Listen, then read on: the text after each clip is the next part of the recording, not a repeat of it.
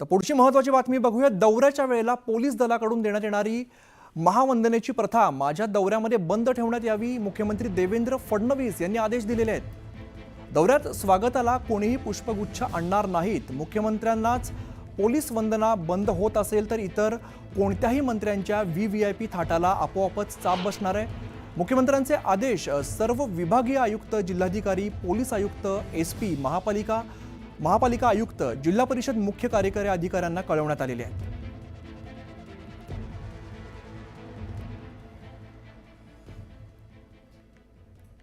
यानंतर बुलेटिनमध्ये घेऊया बातम्यांचा वेगवान आढावा। संतोष देशमुख हत्या प्रकरणी एसआयटीने एका संशयित आरोपीला ताब्यात घेतलेला आहे। गेल्या काही तासांपासून या संशयिताची चौकशी सुरू आहे। एसआयटीचे प्रमुख बसवराज तेली यांच्याकडून चौकशी केली जाते। बीडमधील सरपंच संतोष देशमुख हत्या प्रकरणात 3 आरोपींना फरार घोषित करण्यात आलेले आहे। सुदर्शन घुले, कृष्णा आंधळे आणि सुधीर सांगळे हे आरोपी वॉन्टेड आहेत। आरोपींना पकडून देणाऱ्यांना बक्षीस दिलं जाईल असं प्रसिद्धीपत्रक स्थानिक गुन्हे शाखेच्या पोलिसांनी जारी केलं।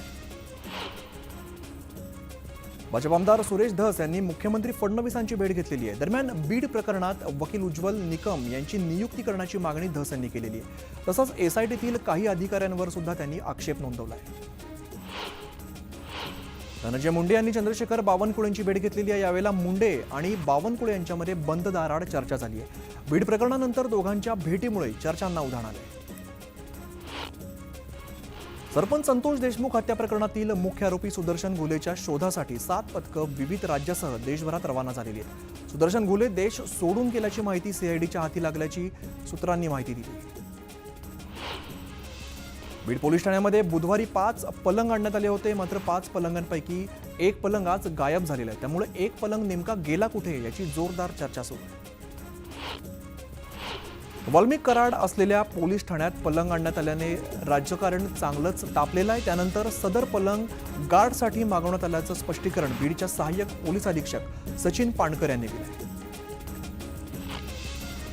वाल्मिक कराडचे लाड सुरू असल्याचा आरोप विजय वडेट्टीवारांनी केलेला आहे। बीड पोलीस ठाण्यामध्ये आणलेले पलंग कराडसाठी आणले होते का असा सवाल सुद्धा त्यांनी उपस्थित केला। बीड हत्या प्रकरणावरती बोलताना वाल्मिक कराडचा एन्काउंटर होऊ शकतो असा दावा विजय वडेट्टीवार यांनी केलेला आहे। मोठ्या आकाला वाचवण्यासाठी लहान आकाचा एन्काउंटर होऊ शकतो असं वडेट्टीवार म्हणतात। वडेट्टीवारांच्या दाव्यानंतर धनंजय मुंडेंनी प्रत्युत्तर दिलंय। विजय वडेट्टीवार बोलायला हुशार आहेत, कोणी काय बोलावं याला काही अर्थ नाही असा टोला त्यांनी लगावला। हत्या प्रकरणाशी माझा संबंध नाही, मग मी राजीनामा का द्यावा, विनाकारण माझा राजीनामा मागितला जातो अशी प्रतिक्रिया धनंजय मुंडेंनी दिली। बीड हत्या प्रकरणाचा खटला बीड जिल्ह्याबाहेर चालवला पाहिजे, हा खटला बीडमध्ये चालवू नये अशी मागणी खासदार संजय राऊतांनी केलेली आहे। तपासाला गती आणि दिशा मिळू द्या, या प्रकरणाला राजकीय वळण मिळू नये अशी आमची इच्छा आहे असं राऊत म्हणाले।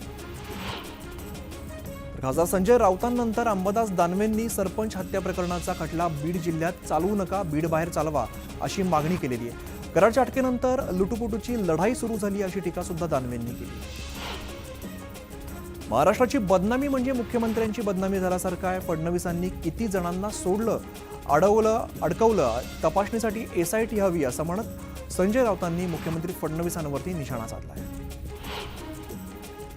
बीडमधील हत्या प्रकरणी वाल्मिक कराडची नार्को टेस्ट व्हायला हवी अशी मागणी सचिन खरात यांनी केलेली आहे। नार्को टेस्ट नंतर सर्वच गोष्टी समोर येतील असंही ते म्हणाले। सरपंच संतोष देशमुख हत्या प्रकरणातील मुख्य आरोपींना फाशीची शिक्षा द्या अशी मागणी रयत क्रांती संघटनेने केलेली आहे। महाराष्ट्रातील असे अनेक हल्ले थांबवावेत, अन्यथा महाराष्ट्रभर चक्काजाम आंदोलन करू असा इशाराही दिला आहे।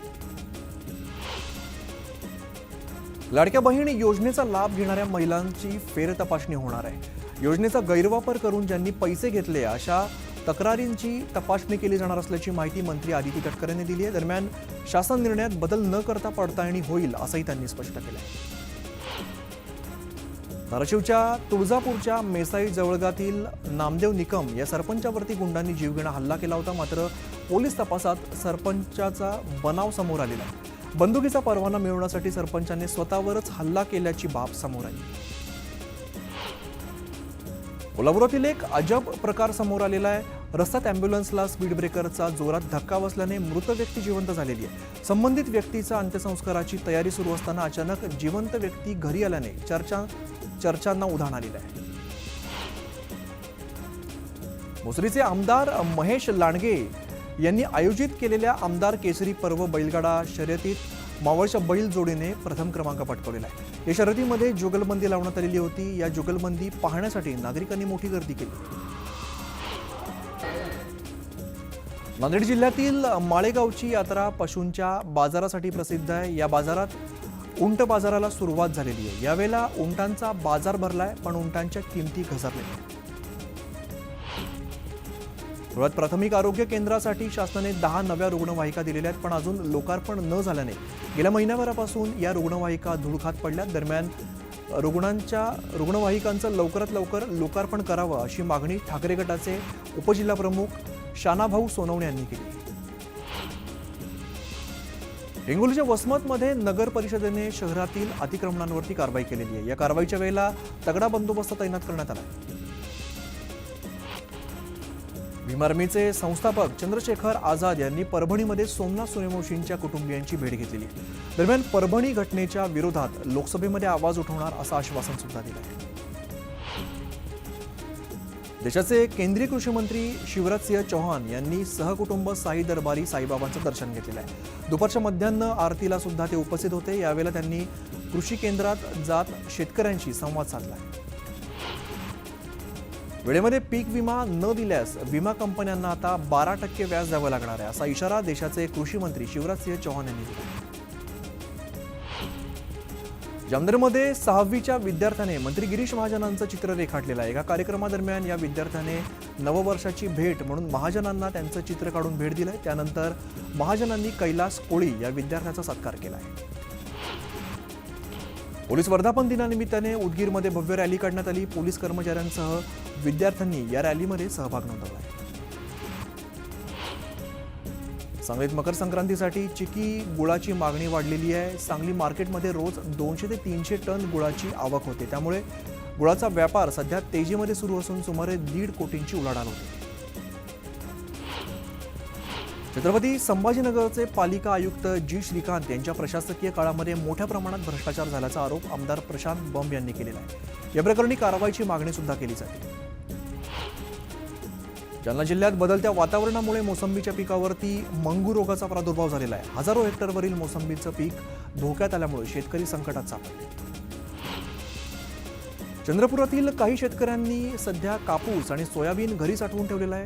नव्या वर्षाच्या सुरुवातीला पिकांना योग्य मोबदला मिळावा अशी मागणी शेतकरी करत आहेत।